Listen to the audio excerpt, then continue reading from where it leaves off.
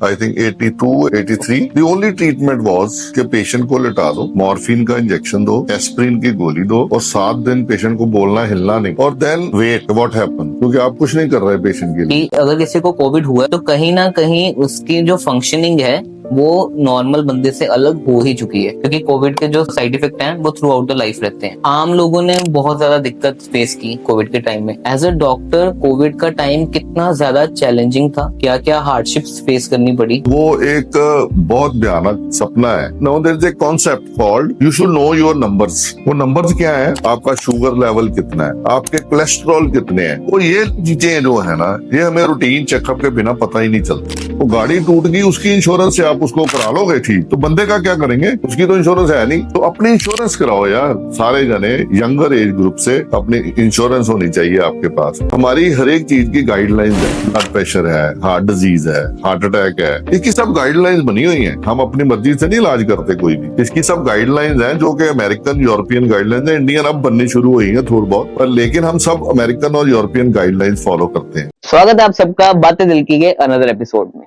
आज का एपिसोड आपको बिल्कुल मिस नहीं करना चाहिए, क्योंकि आज के जो हमारे गेस्ट हैं वो अमृतसर की एक बहुत प्रख्यात पर्सनैलिटी है, doctor HP Singh. Doctor HP Singh जहां फोर्टिस के कार्डियोलॉजी डिपार्टमेंट के हेड हैं, उनसे हम ये जानने की कोशिश करेंगे कि भारत में, इंडिया में इतने ज्यादा हार्ट अटैक क्यों इंक्रीज हो रहे हैं, वो भी स्पेशली यूथ में। कैसे हम इस चीज को क्योर कर सकते हैं, हम अपनी हेल्थ का ध्यान कैसे रख सकते हैं, और उनके जिंदगी के एक्सपीरियंस से ये जानने की कोशिश करेंगे कि क्या ऐसी चीजें हैं जो हमें एक बेहतर इंसान बनाने में हेल्प कर सकती हैं। आई नो कि आज का एपिसोड बहुत बढ़िया जाने वाला है, कहीं जाइएगा मत। Doctor HP Singh for you. सत श्री अकाल डॉक्टर साहब, वेलकम टू द बातें दिल की। सेकंड एपिसोड है साडा एंड ऑनेस्टली कहा बहुत ऑनर्ड फील कर रहा ਹਾਂ ਕਿ ਅੱਜ ਮੈਂ ਤੁਹਾਡੇ ਨਾਲ ਪੋਡਕਾਸਟ ਕਰ ਰਿਹਾ ਹਾਂ। Thank you so much time ਦਿੱਤਾ ਤੁਸੀਂ ਅੱਜ ਸਾਨੂੰ। Thank you so much for thank you for calling me here. Thank you sir. आपका एक्सपीरियंस जो है मेडिकल लाइन में I think close to 40 years का है, एंड इस 40 साल की जो जर्नी रही है मेडिकल साइंस की, अगर मैं बात करूं भारत में, तो काफी ज्यादा चेंजेस आए हैं। मेडिकल साइंस ने बहुत तरक्की की है, लाइफ एक्सपेक्टेंसी रेशो भी बहुत ज्यादा इंक्रीज पर है। तो कोई ऐसे पर्टिकुलर चेंजेस या कुछ ऐसा हुआ है आपने जो 40 साल में देखा हो कि सोचा नहीं था कि इतनी जल्दी इतना ज्यादा एडवांसमेंट आ सकती है इंडिया में मेडिकल लाइन में, बट डेफिनेटली उस चीज ने आपको भी थोड़ा सा, कहते हैं ना, आश्चर्यचकित किया कि हाँ अब इंडिया भी इतना ज्यादा डेवलप हो रहा है? देखो, आई स्टार्टेड माय करियर 1977 में मैंने एडमिशन ली थी, and then I cleared my MBBS in 81, and then since then मैं आई एम एग्जामिनिंग पेशेंट्स। आपका सवाल बहुत अच्छा है कि भी इतने सालों में बहुत सारी चेंजेस आई। मैं आपको सिंपल सी, मैं से हार्ट का डॉक्टर हूं तो मैं हार्ट की बात करूंगा। सो जब हम अपनी ट्रेनिंग पीरियड में या इवन पीजी पीरियड में हार्ट अटैक के पेशेंट को देखते थे, this I am talking about I think 82, 80, 83। The only treatment was कि पेशेंट को लिटा दो, मॉर्फिन का इंजेक्शन दो, एस्प्रिन की गोली दो और 7 दिन पेशेंट को बोलना हिलना नहीं और देन वेट व्हाट हैपन, क्योंकि आप कुछ नहीं कर रहे पेशेंट के लिए। जर्नी ऐसी गई कि now the time has come कि पेशेंट हार्ट अटैक का आता है, उसका एंजियोग्राफी की जाती है, stent is put in, and next day the patient is asked to walk. Okay. And this is just I am talking about cardiology, पर सारी ब्रांचेस में ऐसी इंप्रूवमेंट हुई है और इतना एडवांसमेंट हुई है। This is commendable. सेकंड ये हुआ है कि you see the world has become a global village. कोई ऐसी टेक्नोलॉजी नहीं है जो आज अमेरिका में है और यहाँ इंडिया में नहीं। मे बी अमृतसर में नहीं हो, लेकिन दिल्ली में है, मुंबई में है, लेकिन जो अमेरिका में है वो यहाँ भी अवेलेबल है। तो जो एक बेसिक थिंकिंग रहती है लोगों की कि अगर एक पर्टिकुलर बीमारी का इलाज इंडिया में नहीं है, इसके लिए हमें फॉरेन जाना ही होगा, वो जो रिलायंस है, कहीं ना कहीं एक डिपेंडेंस है फॉरेन कंट्रीज पर, वो धीरे धीरे जो है वो इंडिया में अब कम हो रही है। बहुत ज्यादा कम हो गई। करेक्ट। एंड सर बेसिक जैसे आपने बात की, आप फोर्टिस हॉस्पिटल में हेड है कार्डियोलॉजी डिपार्टमेंट के।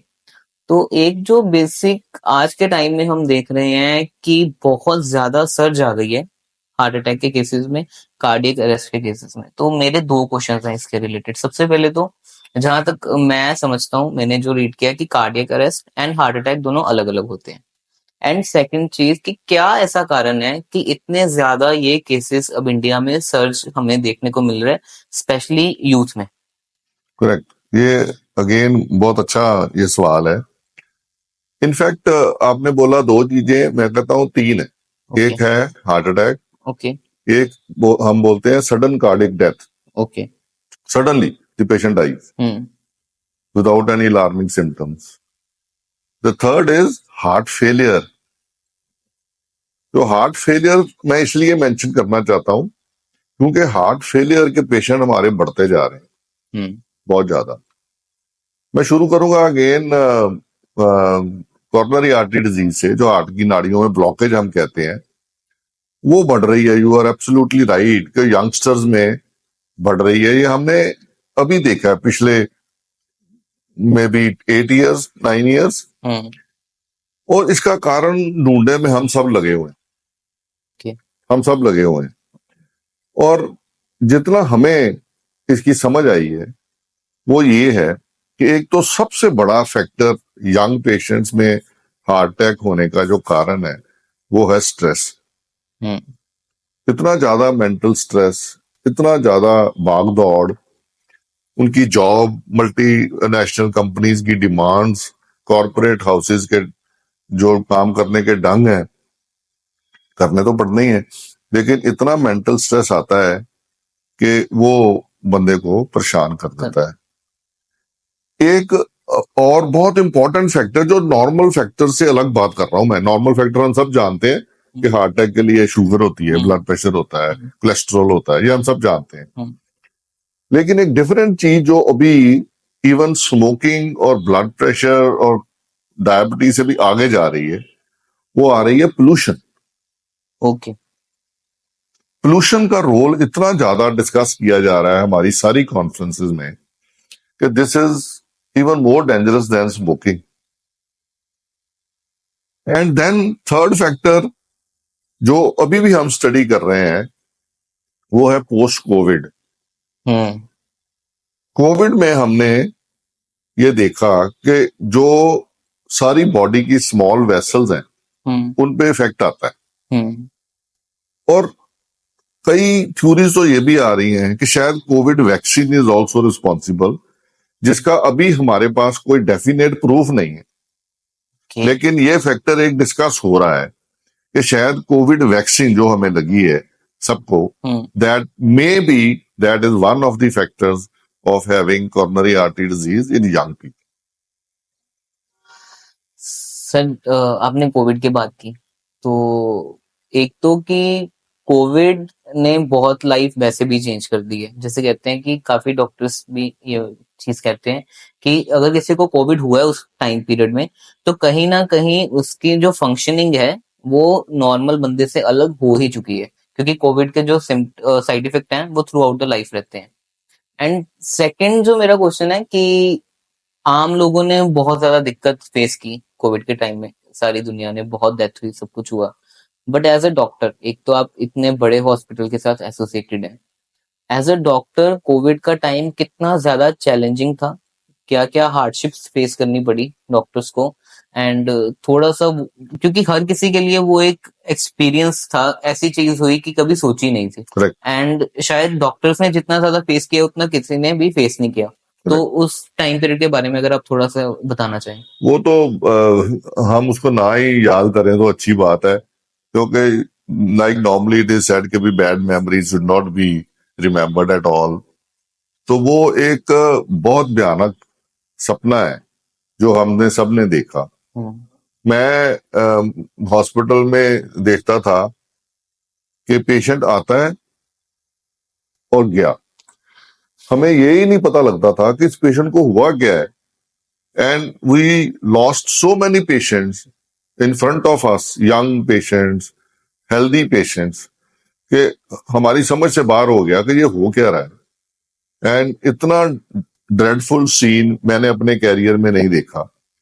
और देन हमारी कुछ तैयारियां नहीं थी, ये प्रॉब्लम कुछ ऐसी आई, सडनली हमारे ऊपर आ गई। हॉस्पिटल्स इतने ज्यादा नहीं थे, बेड्स नहीं थे, ऑक्सीजन नहीं मिल रही, जबकि बेसिक उसकी चीज जो उसकी रिक्वायरमेंट थी ऑक्सीजन थी, ऑक्सीजन अवेलेबल नहीं हो रही।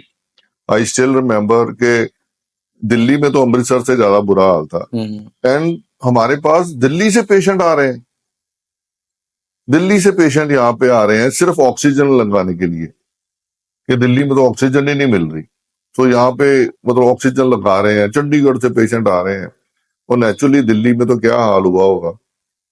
So very bad time. And मैं ये भी कहूंगा कि मे बी के इस इंसिडेंस ने थोड़ी सी डॉक्टरों की इमेज इंप्रूव भी करी, टू बी ऑनेस्ट, क्योंकि डॉक्टर्स का पेशेंट के साथ कुछ थोड़ा डिफरेंस आजकल चल रहा है। वो तो चलो सेपरेट एब्सोल्युटली डिफरेंट डिस्कशन है, लेकिन इस इंसिडेंस ने शायद, जैसे आप कह रहे हो, कि डॉक्टर्स की थोड़ी इमेज इंप्रूव करी है। पर फिर भी मैं कहूंगा कि ऐसा इंसिडेंस भगवान कभी दोबारा ना दिखाए। सर आपने भी बात की कि एक स्ट्रेस का जो कारण है वो बहुत ज्यादा रेलेवेंट है, जो हमें रिसेंट टाइम में देखने को मिला। फिर हमें कोविड ने ये भी दिखाया कि लाइफ की जो जर्नी है कुछ नहीं पता, किसी टाइम पे कुछ भी हो सकता है। तो यूथ का जो है स्ट्रेस लेवल आई गेस धीरे धीरे इंक्रीज ही हो रहा है। अगर आपको लाइफ का इतना एक्सपीरियंस है, शायद आपने भी ये चीज देखी हो कि जितना इस टाइम पर यूथ स्ट्रेस लेता है, 20 साल 30 साल पहले इतना स्ट्रेस नहीं था, लाइफ शायद थोड़ी सी सिंपल थी। तो आप क्या एडवाइस करना चाहोगे कि स्ट्रेस लेवल उतना ही लेना चाहिए जितना आपको लगे कि है, जिंदगी ही अगर नहीं होगी तो फिर इतना स्ट्रेस लेकर भी क्या करेंगे? देखो भाई, जिंदगी तो हमारी कोविड से भी चल रही थी, पर कोविड की प्रॉब्लम से ना हमने सीखा नहीं। हमारी टेंडेंसी है कि हम बहुत जल्दी भूल जाते हैं हर एक चीज। राइट। बहुत जल्दी हम चीजें भूल जाते हैं। हम कोविड को भी भूल गए कि कोविड ने हमें क्या क्या किया। मेरे को याद है कि कोविड में लाइफ तो चली है ना, लेकिन सूनी सड़कें, सब चल रहा था, लेकिन सूनी सड़कें, आराम से लोग चल रहे हैं, बैठे हैं, गपशप कर रहे हैं, दोस्तों के साथ बात कर रहे हैं, एंड साइकिलिंग कर रहे हैं, दौड़ लगा रहे हैं, फिजिकल काम कर रहे हैं, एक्सरसाइज पे, कुकिंग करना शुरू हो गए लोग, हॉबीज डेवलप हो गई। लेकिन movement that change, absolutely change again. अगले दिन पुरानी थी चीज, फिर से वही। तो मेरा सिर्फ यही है कि भी आप उन हॉबीज को जिंदा रखो यार। What is the harm? अगर आप तब साइकिल चला रहे थे, अब क्या हो गया? अब क्यों नहीं चला रहे आप साइकिल? अब क्यों नहीं बैठ के गप्पे मारते? आप बैठो, मारो गप्पे, लेकिन इन द राइट सेंस, जैसे हम तब करते थे। फैमिलीज के साथ टाइम बताना शुरू हुआ। And let me tell you, Covid के टाइम, स्वाए कोविड के, हमारे पास कोई पेशेंट ही नहीं था। एंजियोप्लास्टी, जो एंजियोग्राफी या एंजियोप्लास्टी हम हार्ट अटैक के लिए करते हैं, हॉस्पिटल में खत्म हो गई। सारे वर्ल्ड में ये हो गया कि ये क्या हो गया, हार्ट के पेशेंट कहाँ चले गए? वो तो यही है ना, लेकिन वो कहाँ चले गए? ये बात अभी भी मिस्ट्री है कि कब क्या हुआ, तब कि कहाँ चले गए वो पेशेंट। क्या रीजन लगता है आपको? क्या रीजन यही था, लोग रिलैक्स हो गए, मेंटली थोड़ा फ्री थे, बैठे थे आराम से, जिंदगी आराम से बीत रही थी। फैमिली के साथ आप टाइम बता रहे हो, साइकिलिंग करने जा रहे हो, सुबह शाम को कोई स्पोर्ट्स खेल रहे हो। तो ये चीजें हमें जिंदा रखनी है अपने आप, नॉट ओनली कोविड, पर अभी भी, आज भी। So this is what decreases the stress level also. All these things they decrease stress level. Yoga became very popular in COVID. So all these things, they decrease your stress level.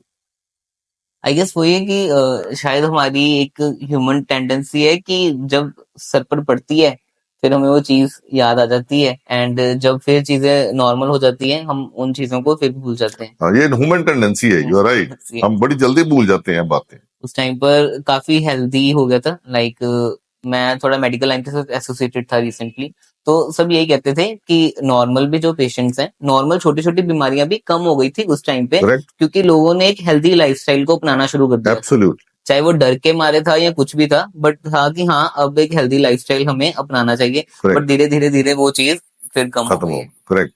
अ, बाहर के खाने का भी I guess इसमें बहुत ज्यादा role है। बहुत ज्यादा यार। अब तो आप देखो ना, आप यंगस्टर्स को लेके मैं बात करता हूँ, हमने तो क्या करना है, आप मतलब एवरीथिंग इज अवेलेबल एंड 24/7, हम्म 24/7। आप रात को 2 बजे फोन करो, आपके घर आके बंदा सामान दे जाता है। तो हम as a doctor I would like to say कि जितना ज्यादा हो सकता है होम कुक्ड खाना खाओ। हम्म बहुत ज्यादा डिफरेंस होता है होम कुक्ड और ये जो जंक फूड। रेस्टोरेंट्स में बनता है।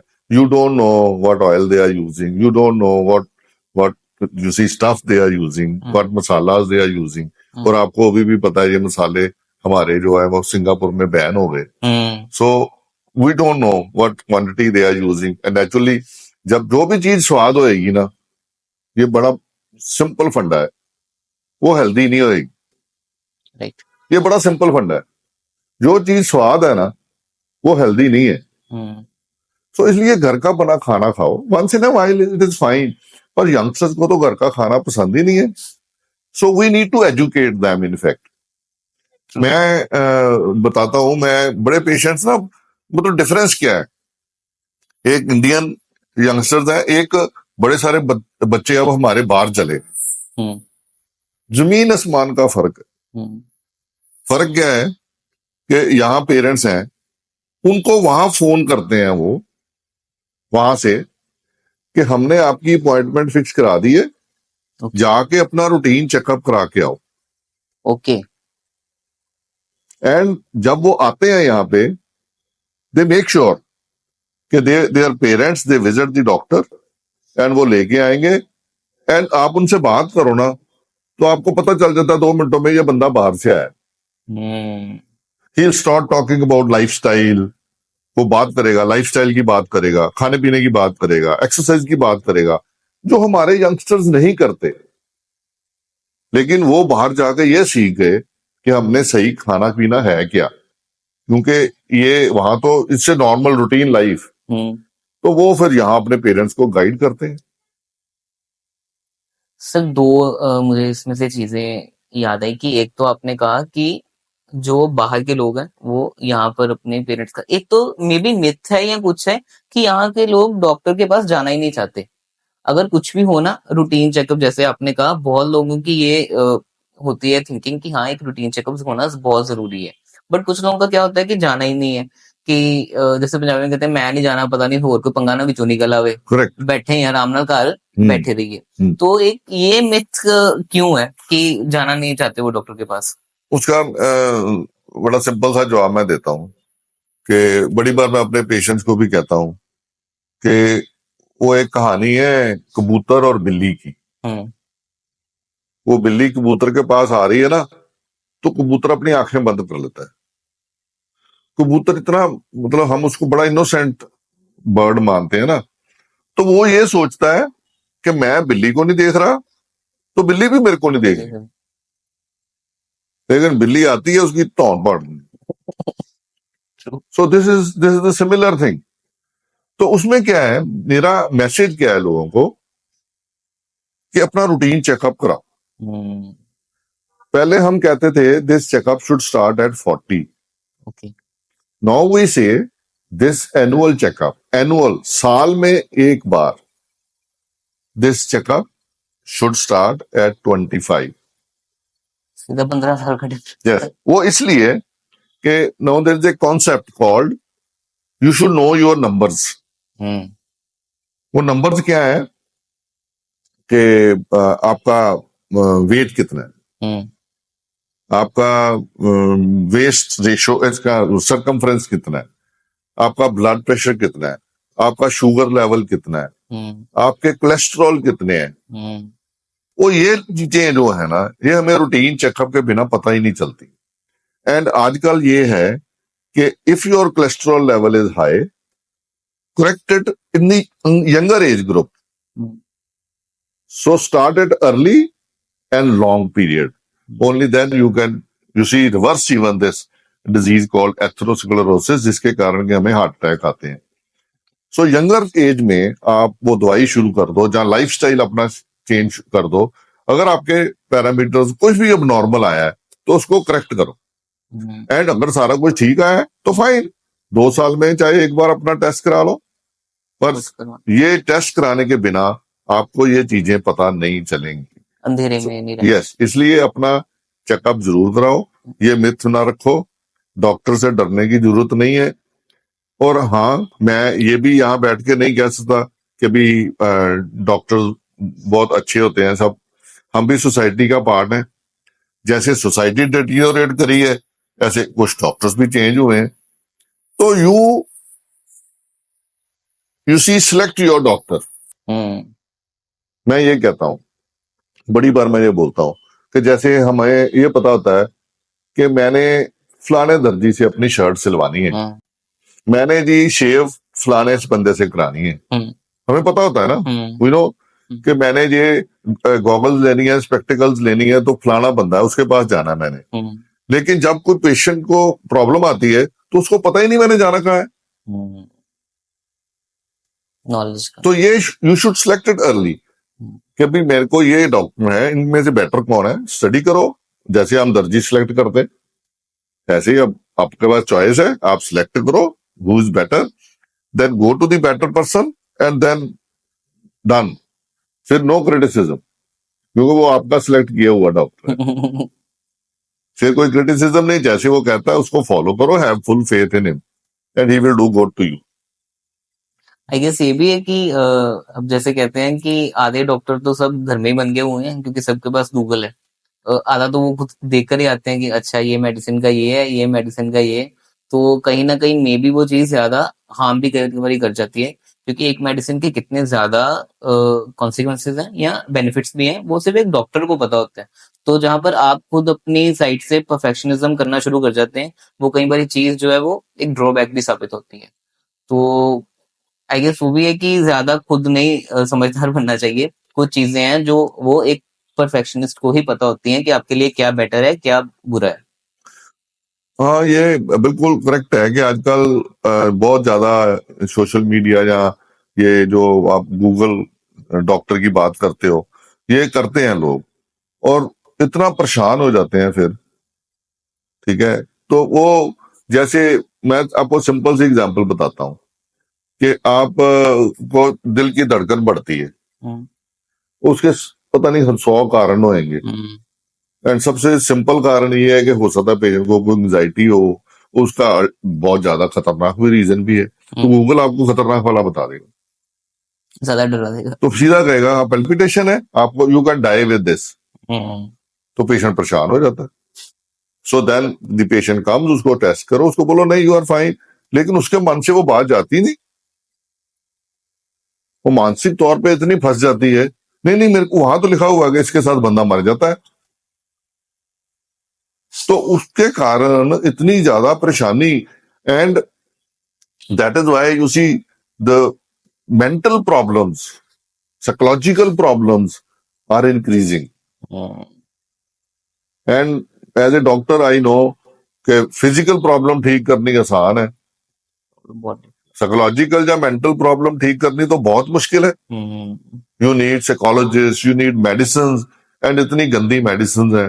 सच्ची बात तो ये है कि ये जो हम देते हैं बहुत अच्छी मेडिसिन नहीं है, 100 साइड इफेक्ट्स हैं उनके.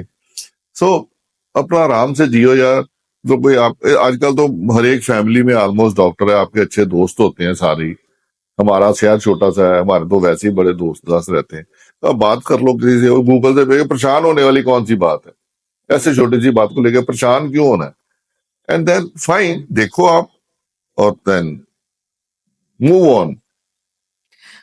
सर आप जैसे अभी कह रहे थे कि बाहर के लोगों का लाइफस्टाइल बहुत डिफरेंट है एंड हेल्थी है. एक परसेप्शन में भी ये भी है लोगों में, सिंस मैं भी यूथ का ही एक पार्ट हूँ, कि नहीं बाहर तो जंक फूड ज्यादा चलता है, बाहर तो वैसे ही चीजें जो है वो फ्रेश मिलती ही नहीं है. उनका लाइफस्टाइल जो है ये कहने की बात है कि हेल्दी है बट रिवर्स है। ये चीजें सोचकर आई गेस एक तो यूथ ने ज्यादा यहाँ पर वो वेस्टर्न कल्चर अडॉप्ट कर लिया है, शायद बुरी चीजें ज्यादा अडॉप्ट कर ली हैं, जो अच्छी चीजें हैं वो अडॉप्ट हो नहीं पाई हैं। करेक्ट।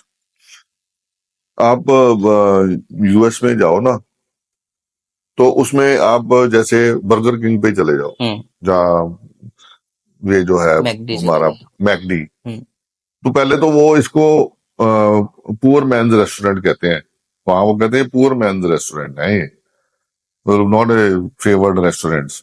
पर उनपे भी जाओ ना आप, तो बाकी चीजों के अलावा आपको वहां इतने इतने बड़े बॉल मिलते हैं डिफरेंट साइजेस के, सैलेड्स के, हम्म, हमारे नहीं मिलते यहाँ। ये खाता भी नहीं कोई। हाँ, खाता भी नहीं, और नेचुरली वहां वो मिलते हैं। सो हर एक बंदा हर जगह पे हर तरह के होते हैं, वहां भी बंदे हैं, मैंने खुद देखे हुए हैं, 120-40 किलो के बंदे बैठे हुए हैं और खाई जा रहे हैं बर्गर एंड फ्राइज, एंड वो कहते हैं सुबह दोपहर शाम को बर्गर ही खाते हैं। एक तो उनके पास पैसे कम है और ये सस्ता फूड है, वो खाई जा रहे हैं और मोटे हो ही जा रहे हैं, हो ही जा रहे हैं। तो ऐसे ही यू आर एब्सोल्युटली राइट कि हमने वो चीजें उनसे सीख ली, लेकिन जो हेल्दी बातें हैं, दोपहर को सैलड भी मिलता है वहां पे, एक सैलड का बॉल लेके वो खाते रहते हैं। मैं आपको बताता हूँ, मैं जब स्कॉट्स में था, तो एक बार मैं डॉक्टर तहन के ऑफिस के बाहर था, तो मेरे को वो कहते हैं भी डॉक्टर साहब खाना खा रहे, तो मैं कहा मेरे को जरूरी काम है, उनको जरा मैसेज दे दो।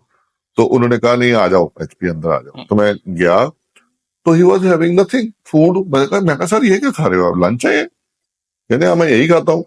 एंड इतना बड़ा बॉल था एंड पत्ते सब्जियां, ही वॉज ईटिंग दैट। मैंने एक बुक पढ़ी थी इकिगाई, उसमें जापानीज वे बताया हुआ है कि कैसे लॉन्ग लाइफ जीनी है। तो उसमें एक था कि आपको जितनी भूख लगी है आपको सिर्फ उसका 70% खाना चाहिए। अगर आप जितना ओवर खाते जाओगे आप अपनी लाइफ उतनी ज्यादा कम करते जा रहे हो। एक उसमें डेफिनेट ये भी था कि स्ट्रेस लेवल आप जितना कम लोगे उतना भी आप लॉन्ग लिव करते हो। तो आई थिंक वही चीज है कि ओवर ईटिंग भी बहुत ज्यादा है, स्ट्रेस भी बहुत ज्यादा है, एंड बस वो चीजें कर ली हैं कि वेस्टर्न कल्चर का ये भी कहते हैं कि वो 5 दिन कमाते हैं 2 दिन उड़ाते हैं, सिंपल लाइफ है। तो वो सारी चीजें हमने सीख ली हैं, बट जो हेल्दी लाइफस्टाइल है एंड जो अच्छे अच्छे पार्ट्स हैं वो कहीं ना कहीं हम अब जैसे वेस्टर्न वाले ज्यादा योगा करते हैं वेस्टर्न कंट्रीज हाँ, में वो ज्यादा rather than अडॉप्ट India। कर गए, हाँ, करेक्ट।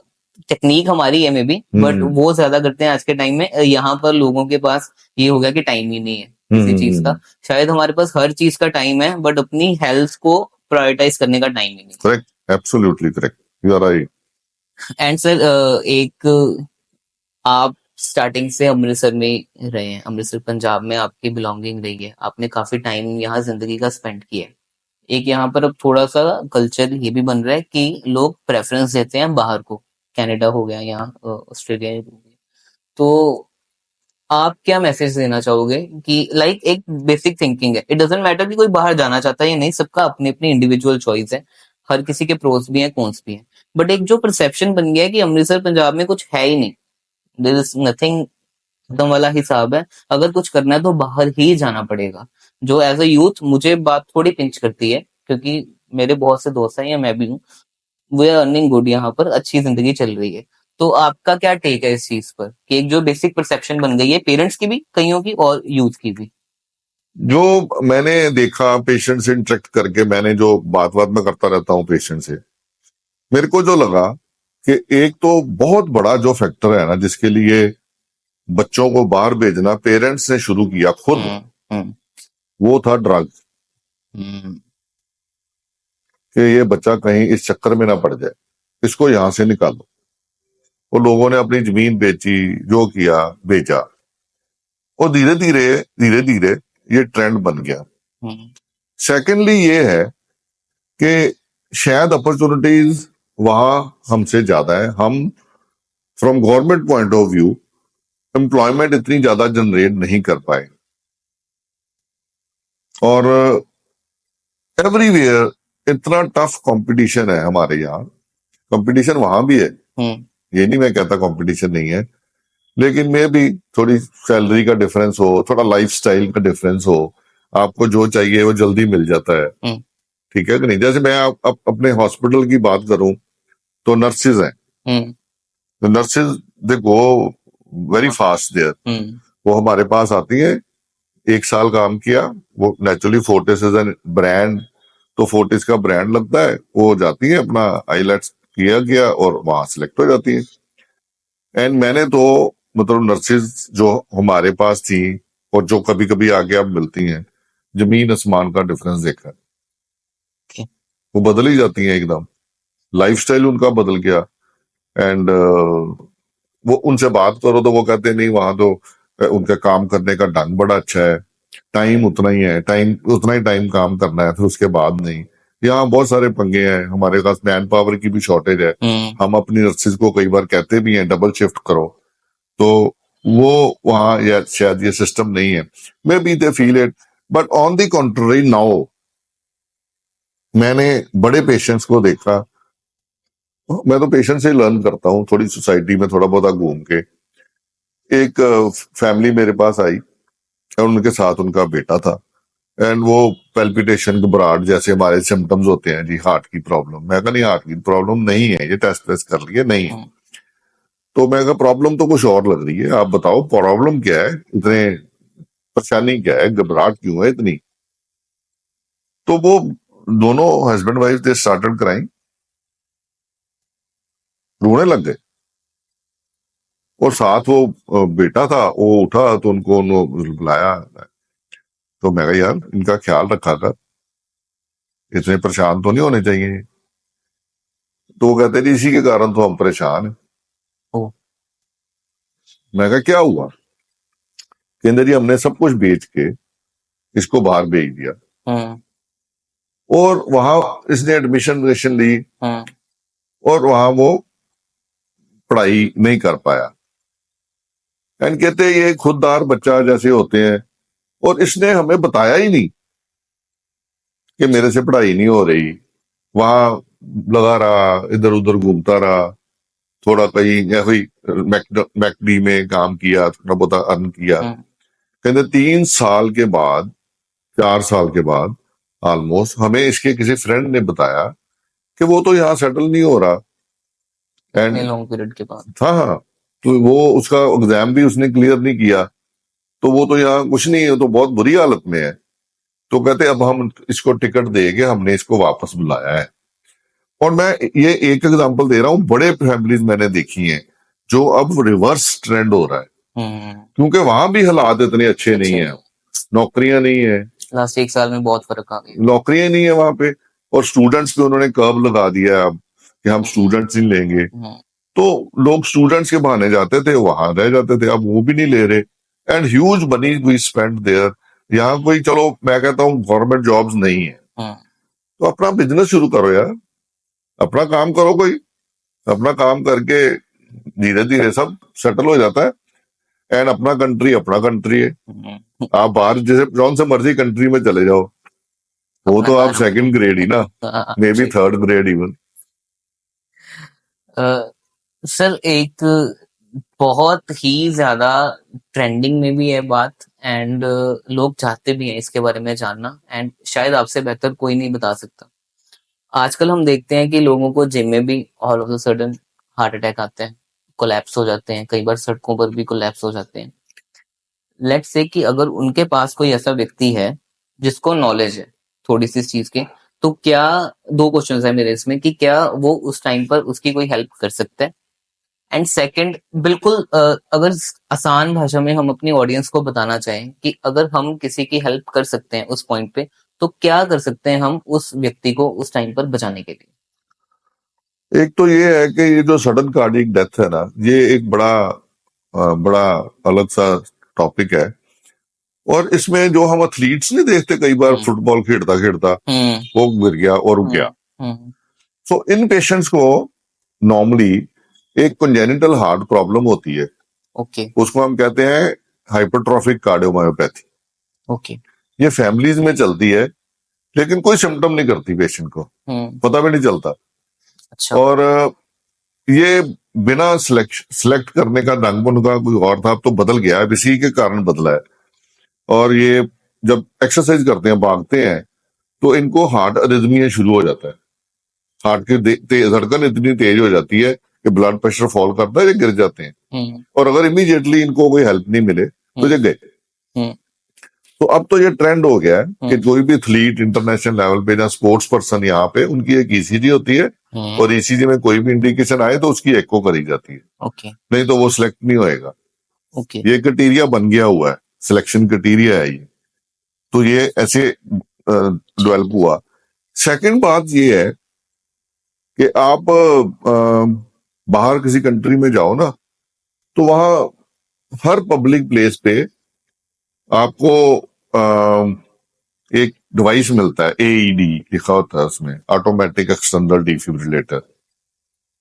वो लगे हुए हैं सब जगह पे, रेलवे स्टेशन पे, ये वो।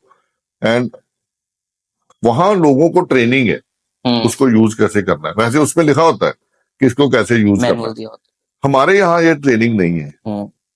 सो मेरा ये मानना है कि every citizen of this country should get A CPR training. Hmm, minimum CPR क्या होता है, कार्डियोपल्मोनरी रिससिटेशन होती क्या है, ये आपको पता होना चाहिए। और अब हमारे यहाँ भी आप ये मॉल्स में जाओ ना, तो लगे हुए हैं एईडी। ओके, अमृतसर में भी लगा हुआ है, अच्छा, पर लोगों को पता ही नहीं। हम्म, सो वो ये बड़ा सिंपल डिवाइस होता है कि आप पेशेंट है, एक तो सीपीआर करने का ढंग, हम्म, उसको कैसे चेस्ट प्रेस करनी है, हम्म, कितनी बार प्रेस करनी है, हम्म, कितनी बार ब्रीद करना है, हम्म, एंड देन शॉक। आपने पल्स देखनी है, पल्स नहीं है तो उसको डिवाइस को उतारना फटाफट, और खड़क शॉक मारना है। ठीक है, तो इससे बड़ी लाइफ्स बची हैं।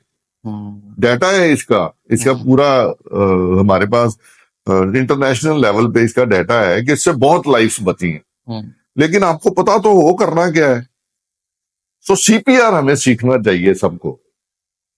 हमने अपने हॉस्पिटल में करे थे, पुलिस वाले बंदे बुलाए, फिर कॉलेजेस के स्टूडेंट्स भी बुलाए। हम करते हैं, हमारे ऐसे ट्रेनिंग सेशन हम करते रहते हैं। और भी किसी ने ऐसा कोई ट्रेनिंग सेशन करना हो तो कोई बुरी बात नहीं है। लेकिन CPR, everybody should know CPR. What is CPR? How to do it? And then we can save lives. I guess government officials जैसे अपने पुलिस की बात की, उनको तो फिर बहुत ज्यादा डेफिनेट है। एंड सेकंड, जैसे मुझे ही नहीं पता था कि अमृतसर के मॉल में हाँ लगा हुआ है AED. Sir, coming to last, हमारा सेगमेंट शुरू हो रहा है पॉडकास्ट का। तो एक तो मैं चाहूंगा कि हमने यूथ की बहुत बात की, एक तो एस्पायरिंग डॉक्टर्स के लिए आप एक क्या मैसेज देना चाहेंगे? क्योंकि ये एक ऐसी लाइन है कि कहते हैं कि आपको अपनी पूरा, किसी भी चीज में वैसे हो, आपको जिंदगी अपनी देनी ही पड़ती है। इस लाइन में तो स्पेसिफिकली है कि आपको पूरी अपनी जिंदगी देनी ही पड़ती है। एंड शायद कहीं ना कहीं मनी से ज्यादा ऊपर उठकर आपको ये चीज लेने पे सोचना चाहिए, क्योंकि इसमें ह्यूमन लाइव्स इन्वॉल्व है। एंड सेकंड, ओवरऑल आप यूथ को क्या मैसेज देना चाहेंगे? जैसे अभी हमने बहुत बात की कि यूथ का लाइफस्टाइल शायद डे बाय डे बेटर तो नहीं हो रहा, नीचे ही आ रहा है जो उनका लेवल है। तो क्या ऐसी 2 या 3 चीजें हैं कि एटलीस्ट ये चीजें तो अडॉप्ट उन्हें अपनी जिंदगी में करनी ही चाहिए, जिससे लाइफस्टाइल बेटर हो सके? क्योंकि कहते हैं कि अगर इंसान खुद खुश होगा तो अपनी सराउंडिंग में लोगों को खुश रख पाएगा। नहीं, यूथ एज जनरल और यूथ डॉक्टर्स? दोनों, एक तो एस्पायरिंग डॉक्टर्स के लिए ओके। एंड फिर ओवरऑल। तो पहले मैं जनता की बात करता हूँ। सो देखो, एज यू सेड कि भी लाइफस्टाइल थोड़ा चेंज हो गया है, बहुत ज्यादा चेंज हो गया है। इनफैक्ट मतलब हमने तो कभी लेट नाइट पार्टीज के बारे में सोचा नहीं था, और अभी अमृतसर में ये कल्चर है कि एयरपोर्ट रोड पे सब रेस्टोरेंट सैटरडे 3-4 बजे तक चलते हैं। And I know few families जिनके बच्चों ने एक्सीडेंट भी किए रात को 2-2:30 बजे, गाड़ी डिवाइडर में भी मारी और सब कुछ हुआ ये। और आई नो दोज फैमिलीज, वो हॉस्पिटल में आए। सो सब कुछ करो जिंदगी में, एंजॉय करो यार, वो उसकी मैं बात नहीं करता, लेकिन you should know your limits. ये बहुत जरूरी है। और जिंदगी से बड़ी कोई चीज नहीं है। एंड एक और वर्ड मैं बड़ा फ्रीक्वेंटली यूज करता होता हूँ, लव योर बॉडी।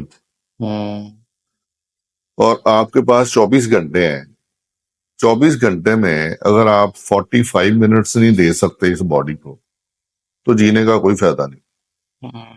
और इतना कोई आपको जरूरी काम नहीं है जिंदगी में कि आप अपनी बॉडी को 45 मिनट्स नहीं दे सकते। Take care of your body, ये बहुत जरूरी है। आप अपना ख्याल रखो, इसको क्या खिलाना है। जैसे हम आजकल बड़ा ट्रेंड है ना, हम पौधे लगाते हैं, पौधे का ख्याल रखते हैं बहुत ज्यादा। अपनी गाड़ी का कितना ख्याल रखते हैं हम, उसको जरीट आ जाए तो हमारे दिल पे लगती है, लगती है। लेकिन अपनी बॉडी का कोई ख्याल नहीं। सबकी चिंता अपनी नहीं है। नहीं, ऐसे ही आप नई गाड़ी नहीं खरीद सकते जब तक गाड़ी की इंश्योरेंस नहीं हो, और बंदे की कोई इंश्योरेंस नहीं। बंदा, वो गाड़ी में बंदा ही बैठा चला रहा है ना, उसको वो गाड़ी टूट गई, उसकी इंश्योरेंस से आप उसको करा लोगे ठीक, तो बंदे का क्या करेंगे? उसकी तो इंश्योरेंस है नहीं, तो पैसे जेब में नहीं है। सो अपनी इंश्योरेंस कराओ यार, सारे जने यंगर एज ग्रुप से अपनी इंश्योरेंस होनी चाहिए आपके पास। Then you don't worry about कि किस हॉस्पिटल में जाना है और किस में नहीं जाना। Then you go to the best hospital. I guess ये भी थोड़ा सा ट्रेंड आफ्टर कोविड ही आया है, स्टिल थोड़ा बहुत इंश्योरेंस करवाने का। बिफोर हाँ। कोविड तो कोई सोचता भी नहीं था इस चीज के अभी बारे भी में। Percentage is very less, so we should have more, almost 100% people should have insurance. तो जैसे हम गाड़ियों की करते हैं ऐसे लॉ होना चाहिए। वैसे तो ये मैं तो कहता हूँ कि अभी बच्चा जन्मा है, इसकी पहले इंश्योरेंस करो यार, तभी जाएगा ये बात। सब पहले ना थोड़ा सा फैमिलीज में ये भी सोचते हैं कि पहले क्या होता था कि इंश्योरेंस की बात करते थे तो चुप ही कराते थे, नहीं चुप कर, तू माड़ा ही सोची। करेक्ट करेक्ट करेक्ट, माड़ा ही बट सोची। That is not correct. ये ऐसा नहीं है। अब वो the things are changing. You see, एक बात तो हमें सबको समझ लेनी चाहिए कि ये बॉडी है, with passage of time, with age, disease तो आनी है। नहीं आए, भगवान की कृपा है, बहुत अच्छी बात है। मैं तो कहता हूं कि इंश्योरेंस का पैसा वेस्ट चला जाए ना साल बाद, तो आप भगवान का शुक्र करो। तो यहाँ पता उल्ट है, यहाँ लोग पैसे देते हैं 10,000, तो ये सोचते हैं कि अब ये इंश्योरेंस कंपनी से लाख लेना कैसे है। तो ये जो कंपनियां हैं इंश्योरेंस कंपनी, ये प्राइवेट कंपनी चाहे गवर्नमेंट की भी हो, ये तो प्रॉफिट बनाने के लिए बनी है, आपको थोड़ी ना हेल्प करने के लिए बनी है। सब प्रॉफिट आपको हेल्प करने के लिए तो बनी नहीं। तो अगर आप ये सोचो, सारा बंदे ये सोचने लग जाए कि मैंने 10,000 दिया, अब इसमें इसको मैंने 5 लाख लेना कैसे है, तो कंपनी तो गई, तो वो ऐसे देंगे नहीं पैसे। सो ये समझो कि पैसे गए, खत्म। अच्छा हुआ, भगवान जी शुक्र है आपका कि पैसे गए, नीड नहीं पड़ी। हाँ। और डॉक्टर्स के बारे में अगर आप पूछो तो मेरा तो ये मानना है, तो एक तो doctors should be up to date, professionally, knowledge wise they should be up to date कि व्हाट इज हैपनिंग। वो मैं क्यों कह रहा हूं कि आजकल पेशेंट बड़े सियाने हैं, वो दे नो एवरीथिंग। अगर वो नहीं जानते तो उनके बच्चे जानते हैं। जैसे गूगल कहते हो ना तुम, वो आप लिखते हो, सब फटाफट पता कर लेते हैं अभी ये क्या है तो क्या नहीं, तो क्या करना है। तो you should be up to date and give them the honest advice, honest advice and the best advice which is according to the guidelines। हमारी हर एक चीज की गाइडलाइंस है। ब्लड प्रेशर है, हार्ट डिजीज है, हार्ट अटैक है, heart failure है, stroke है, इसकी सब गाइडलाइंस बनी हुई हैं। हम अपनी मर्जी से नहीं इलाज करते कोई भी, इसकी सब गाइडलाइंस हैं जो कि अमेरिकन यूरोपियन गाइडलाइंस है। इंडियन अब बननी शुरू हुई है थोड़ी बहुत, पर लेकिन हम सब अमेरिकन और यूरोपियन गाइडलाइंस फॉलो करते हैं। लेकिन ये गाइडलाइंस पता होनी चाहिए इससे पहले कि हम इसको इम्प्लीमेंट करें, इसको पढ़े तो सही। So every doctor should know the guidelines, practice according to the guidelines, treat the patient according to the guidelines and to the best of your knowledge, and be very honest to your patient. Very honest. If you are not honest to the patient, you are not cheating patient, you are cheating yourself. आप अपने आप को cheat कर रहे हो। और to be honest, मैं तो ये कहता हूं वो जमाना निकल गया जब लोग कहते थे जी ये भगवान है, डॉक्टर भगवान है। वो निकला भी इसीलिए है कि दोनों तरफ से गलतियां हैं, हमारी तरफ से भी हैं गलतियां, मैं नहीं कह रहा, और पेशेंट की तरफ से भी थिंकिंग थोड़ी चेंज हुई है, क्योंकि उनकी तरफ से थिंकिंग चेंज इसलिए हुई है क्योंकि the medical treatment has become very costly, hmm, इसमें कोई डाउट नहीं है कि अगर हम वेस्टर्न कंट्री के साथ कंपेयर करें तो ट्रीटमेंट चीप है इंडिया में, हम्म, लेकिन हमने उनसे क्या लेना, हमने तो अपने हिसाब से देखना है ना। और हमारी हिसाब के मुताबिक हमारी ट्रीटमेंट जो है कॉस्टली है, इसलिए पेशेंट को वो, जैसे हम प्लानिंग नहीं करते कि मैंने ये बच्चा पैदा हो गया, वो शुरू से प्लानिंग शुरू हो जाती है कि ये बड़ा होएगा, इसको मैंने पढ़ाना है, इसको यहाँ डालना है, इसके इतने पैसे, इसको इसकी मैरिज करनी है, ये बेटी है इसकी मैरिज करनी है, वो प्लानिंग शुरू हो जाती है। हम्म, लेकिन किसी भी हेल्थ फैमिली बजट में कभी भी हेल्थ को लेके कोई प्लानिंग नहीं की जाती, कभी भी। तुमको जैसे तुमने बोला पहले भी कि लोग कहते हैं कि यार तू चंगी गल कर, वो कहते तू बीमारी बारे सोच रहा है, यार बीमारी क्यों आए बीमारी हमारे को, लेकिन बीमारी तो आ सकती है। सो प्लानिंग करें, इंश्योरेंस कराएं, और डॉक्टर्स भी ऐसे ही ऑनेस्ट सिंसियर एडवाइस दें पेशेंट को। That is what we have been taught, that is what we should do, and the people will respect you. And sir I guess profession भी 2 या 3 प्रोफेशन ऐसे हैं, सीए का प्रोफेशन है, lawyer का profession है, कि लोग आंख बंद करके आप पे बिलीव करते हैं, दे आर अपनी लाइफ दे रहे हैं आपको, अपना पैसा दे रहे हैं, तो आई गेस जितनी ज्यादा ट्रांसपेरेंसी होगी उतना ही ज्यादा बिलीफ भी जो है वो जनता का इन प्रोफेशंस पर बढ़ते हैं। Correct. Thank you so much sir. पहले तो आप टाइमलेस स्टूडियो फर्स्ट टाइम आए हैं, कैसा लगा आपको? बहुत अच्छा, वेरी नाइस, मैं तो बड़ा इम्प्रेस्ड हूँ द टोटल सेटअप देख के, and thank you everybody, and specially mister Rajendra Singh, thank you so much. Thank you so much sir, thank you Davinder sir का, क्योंकि उनके कारण आज मुझे आपके साथ ये पॉडकास्ट करने का मौका मिला है। फिर से वही चीज दोहरा रहा हूँ, बहुत ऑनर्ड हूँ कि आपके साथ मुझे एक चांस मिला है आज सीधा वार्तालाप करने का। एंड कुछ फाइनल वर्ड्स, कैसा रहा आपका एक्सपीरियंस आज? The experience has been wonderful, very nice interacting with you, बड़ी जनरल सी बातें हमने करी हैं।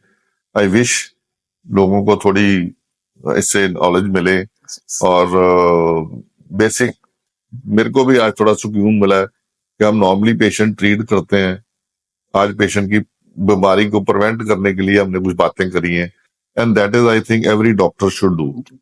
We should contribute to the society also, and we should tell people that how to remain away from these diseases and prevent diseases rather than having diseases and then cure it. So better यही है कि अपना lifestyle change करके, खाना का ढंग, रहने का ढंग, थोड़ा स्टाइल बदल के, and we should not take medicine, load ही नहीं पड़े, डॉक्टरों की जरूरत ना पड़े, मैं तो ये कहता हूँ। सर कोई क्वेश्चन था डन? ठीक है sir, thank you so much once thank you again. जी, thank you, thank you, thank you. तो दोस्तों कैसा लगा आपको आज का episode? I am damn sure कि आज आपको बहुत कुछ सीखने को मिला होगा, चाहे वो हेल्थ रिलेटेड था, चाहे जिंदगी के रिलेटेड था। जहां डॉक्टर एचपी सिंह ने कार्डियोलॉजी और हेल्थ के रिलेटेड हमें बहुत सी टिप्स दी, वहीं उनके एक्सपीरियंस से हमें बहुत कुछ जिंदगी के बारे में भी जानने को मिला। कमेंट सेक्शन में जरूर बताइए कि आज के एपिसोड से आपने क्या सीखा, और बने रहिए विद बातें दिल की।